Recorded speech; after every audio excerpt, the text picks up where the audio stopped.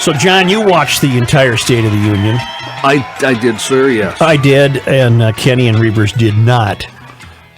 All I can say is you didn't miss much. That's pretty much the conclusion I was going to come to. My only takeaway is how terribly unmemorable it was. He didn't have a cognitive breakdown or anything like that. He had a few gaffes, big deal. Everyone would. But the behavior of those that were not the president, I think, is worth It was very strange. condemning. Very strange. It was odd. Nancy Pelosi and Kamala Harris sat behind him, and Kamala Harris kept moving her mouth to say the words he was supposed to say. So she got the script, but he didn't then. And Pelosi was just, she wasn't chewing her cud.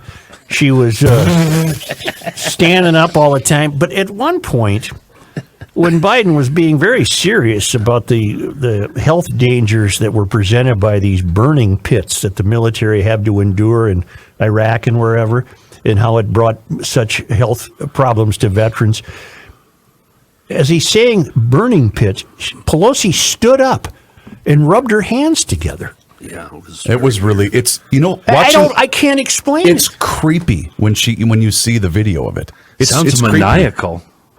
It looked maniacal.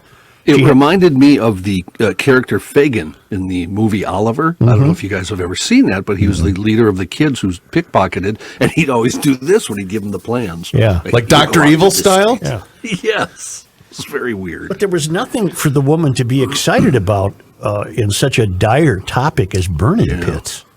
Well, and what I meant by She wasn't tracking. No, but behavior, when Boebert starts to chide the president, what are you doing? Who's going to be a fan of that? I don't care what political affiliation you have. It's inexcusable. Was she screaming out about the 13 who died in Afghanistan? I believe so, but keep your mouth shut, right? Well, apparently both her and that picture of her, what's her name? Marjorie Taylor Greene. Is amazing, where they're basically standing up and screaming during the speech. And apparently during the speech, both of them were chattering through the whole thing, and kind of like when Joe got into the Broadcasting Hall of Fame, it was kind of like when his family kept making snide remarks to us. It was kind of the same thing. I just, on the Garage Logic Service Road of Life this morning, I just thought, we're bleeped. I don't trust any of these people. I don't either. Not one of them. Just we're so poorly led, and I'm talking both sides of the aisle. Yes. I just don't trust any of them. Yeah. They leave me with a sense of, you don't want to bring this to the show. They leave me with a sense of despondency. That there's nowhere to look for innovative, bright, intelligent leadership. Yeah. And to think that Kamala Harris is a heartbeat away from the presidency is eerie. Can I? Yeah, we're going to have her explain to you. I'm so excited because John and Kenny haven't heard this yet. I want her to explain to you the situation in Ukraine. We have to also preempt. This was on, what was it called? The Morning Hustle. She was a guest on the Morning Hustle. So you hear the host introduce her and then ask her the question. Mm-hmm. Any level of news, even social media, you're seeing everything that's going on right now in the Ukraine. Break it down in layman's terms for people who don't understand what's going on and how can this directly affect the people of the United States. So Ukraine is a country in Europe. It exists next to another country called Russia. Russia is a bigger country. Russia is a powerful country. Russia decided to invade a smaller country called Ukraine. So basically, that's wrong, and it goes against everything that we stand for. Oh no! It's just, Oh can no! I do it again? Can I do it again? No! Please don't! Even social media, you're seeing everything that's going on right now in the Ukraine. Break it down in layman's terms for people who Now don't listen understand carefully. what's going on and how can this directly affect the people of the United States. So Ukraine is a country in Europe. It exists next to another country called Russia. Russia is a bigger country. Russia is a powerful country. Russia decided to invade a smaller country called Ukraine. So basically, that's wrong, and it goes against everything that we stand for. It's like she's on Sesame Street talking to a little kid.